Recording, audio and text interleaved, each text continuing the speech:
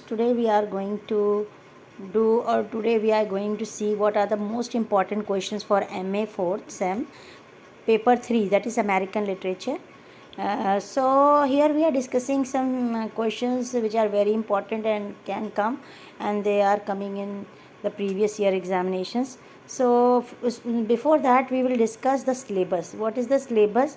Because there is CBCS syllabus also and the previous syllabus also. So for this year we are having the previous syllabus, that is the paper name is Post Second World War American Literature, and the topics are Sylvia Plath. Poems they are Ariel, Parda, Words, Edge, A Birthday Present, and Daddy. Cut.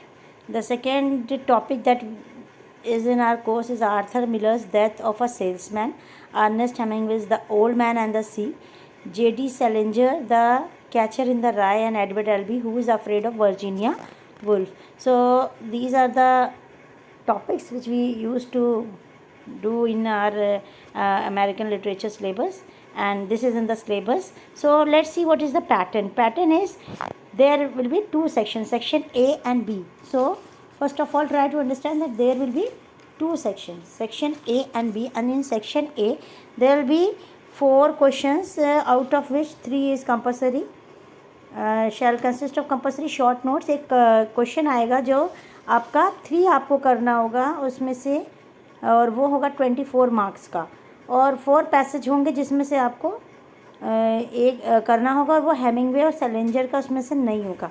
और जो second होगा section, उसमें आपका क्या करना होगा, उसमें आपका 17 मार्क्स का क्वेश्चन आएंगे, और वो 17 मार्क्स के क्वेश्चन में 5 क्वेश्चन होंगे जिसमें से आपको 3 करना होगा। तो 3 इधर करना होगा और 3 पैसेज उधर करना होगा। तो 3 पैसेज 8 मार्क्स का होगा, तो वो आपका, आप समझ रहे हो कि किस तरह से मार्क्स डिस्ट्रीब्यूट होगा। तो टोटल पेपर आपका 75 मार्क्स का होगा। पेपर आपका डिस्ट्रीब्यूट होगा 8 इंटू 3, यानी आपको 3 8 मार्क्स के करने होंगे एंड 17 मार्क्स के 3 करने होंगे। तो आप 17 इंटू 3 करेंगे तब आपका 51 आ जाएगा, और आप अगर 8 इंटू 3 करेंगे तो 24 आ जाएगा। तो ये 75 मार्क्स का आपका पेपर होगा। So let's see the important question. This will be the pattern for the examination, 2 sections. तो the important questions are death always fascinate Sylvia Plath, discuss.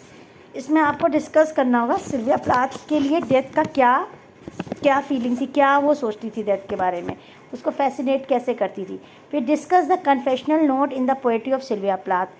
तो कन्फेशनल नोट, जो भी कन्फेशनल एलिमेंट्स हैं उसको आपको डिस्कस करना होगा, और उसकी सारी पोएट्री है, मोस्टली 3-4 इंपॉर्टेंट क्वेश्चन आपका ये भी है. Give a critical appreciation of Sylvia Plath poetry, Purdah और एरियल. तो एरियल का या पर्दा का या फिर अ बर्थडे प्रेजेंट का, तीनों का इम्पॉर्टेंट है, तो आप तीनों कर लीजिएगा. क्रिटिकल एप्रिसिएशन में आपका थीम भी आएगा, उसमें आपका राइम, मीटर, स्कीम, स्ट्रक्चर और इम्पॉर्टेंट कहते हैं बैकग्राउंड, सब कुछ आएगा.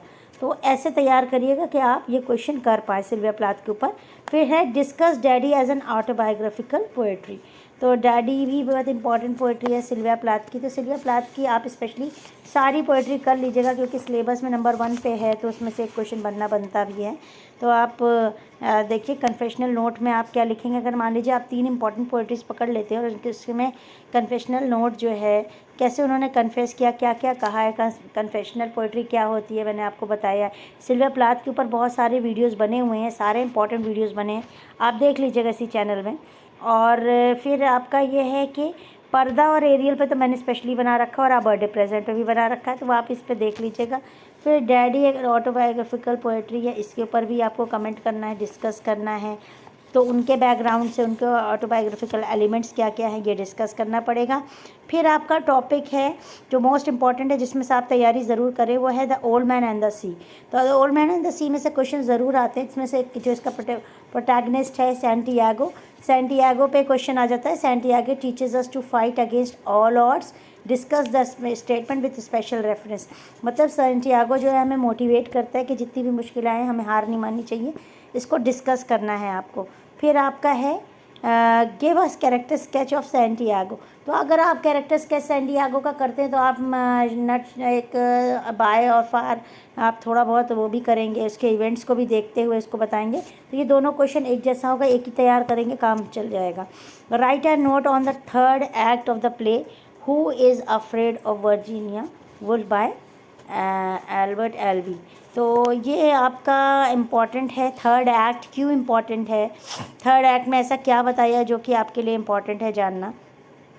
तो अगर आप इतना ही तैयार करें, आप एक काम करिएगा, थर्ड एक्ट को फिर से पढ़िएगा, और या तो फिर मैंने इसके ऊपर भी एक वीडियो बना रखा है, जाकर स्टोरी सुनिएगा।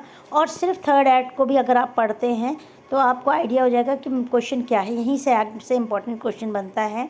तो अब आपको मैं एक बात बताऊं, एक आप सैंटियागो से यानी the old man and the sea से क्वेश्चन ज़रूर तैयार करिए, एक सिल्विया प्लाथ से ज़रूर क्वेश्चन तैयार करिए, और एक डेथ ऑफ द सेल्समैन से तैयार करिए। अगर आप थोड़ा पढ़ना चाह रहे हैं, आपके पास टाइम कम है, आप चाहते हैं कि हम बहुत प्रॉपर अच्छा पढ़ लें और थोड़ा भी पढ़ लें, तो आप ये 3 चीज़ें मत छोड़िए।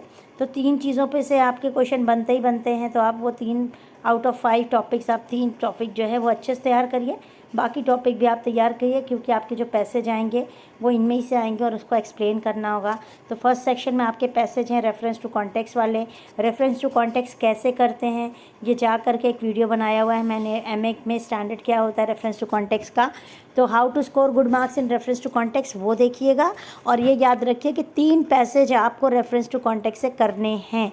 तो वो 3 पैसेज में से 2 चैप्टर नहीं आ रहे हैं, यानी जो स्टोरी वाले सेलिंजर वाला जो है कैचर इन द राय वो नहीं आ रहा होगा आपका, तो उसमें से आप ना पढ़ें, कोई बात नहीं, आपके सिलेबस में अभी मैंने आपको दिखाया लिखा हुआ है, एक उसमें से नहीं आता है, और एक और है वो क्या कहते हैं डेथ ऑफ द सेल्समैन से शायद नहीं आता है। तो आप ये दोनों छोड़ करके पोएट्री के लिए ही आपका जो आएगा वो पोएट्री ही होगी नटशेल में। तो 3 पैसेज आपके पोएट्री के आएंगे, तो पोएट्री को अच्छे से कर लीजिएगा। सिल्विया प्लाथ का एक आएगा ही आएगा, तो उसको ज़रा अच्छे से कर लीजिएगा। फिर मैंने आपको कहा थर्ड एक्ट में क्या इम्पॉर्टेंट है। एग्जॉर्सिज्म है, इसका मतलब है एक्सपल्शन और attempted expulsion of a supposed evil spirit from a person और place. In this act, it seems that the Martha and George intended to remove the great desire they have always had for a child by continuing the story of the imagined son and his। तो वो भूत भगाने वाला act आपको पता है ना, वो होता है। ये एक तरह से एग्जॉर्सिज्म है इनका। क्या किया इन्होंने एक्ट 3 में जो एक उनके साथ एक कपिल आता है निक का, उसको ये दिखाते हैं, उनके ऊपर एक तरह से अपना उंडेलते हैं, अपना भूत उंडेल देते हैं जो उनके अंदर भरा हुआ है, एक डिज़ायर है कि एक बेबी हो, जबकि उनका कोई बेबी नहीं था। आप स्टोरी देखेंगे, सुनेंगे, अब मैंने एक वीडियो बनाया उसमें स्टोरी लाइन है, तो उसको पढ़ेंगे तो आपको समझ में आएगा कि ये करते क्या है लास्ट में। और फिर एक इम्पॉर्टेंट क्वेश्चन है आपका, write a note on Salinger's as a novelist.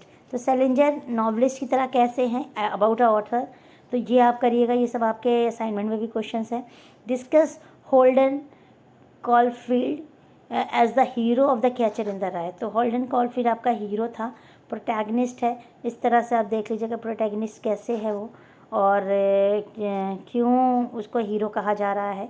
फिर ड्रॉ आज किसके ऊपर भी बना हुआ है, draw a character sketch of Willy Loman. Willy Loman जो है डेथ ऑफ द सेल्समैन का प्रोटैगनिस्ट है। तो ये क्या है इसमें खासियत, ये इसका कैरेक्टर स्केच क्या है ये पढ़िएगा। What is the significance of the title death of the salesman, ये भी एक इम्पॉर्टेंट क्वेश्चन है कि सिग्निफिकेंस क्या है डेथ ऑफ द सेल्समैन। फिर आपका discuss Arthur Miller's idea of dramatic form with special reference to Death of a Salesman. तो क्या आइडिया है इनका, कि ड्रामेटिक आइडिया क्या है, इसको डिस्कस करने के लिए आपको दिया गया है। तो मैंने आपको बोला कि आप ये डेथ ऑफ द सेल्समैन बहुत इंपॉर्टेंट तरीके से कर लीजिए। एक आप सिल्विया प्लाथ का क्वेश्चन कर लीजिए, एक ओल्ड मैन एंड द सी का कर लीजिए, तो आपके लिए पेपर ईजी हो जाएगा। I hope this video is helpful. On the demand of my students I have made it. तो thank you very much. I hope it will help you.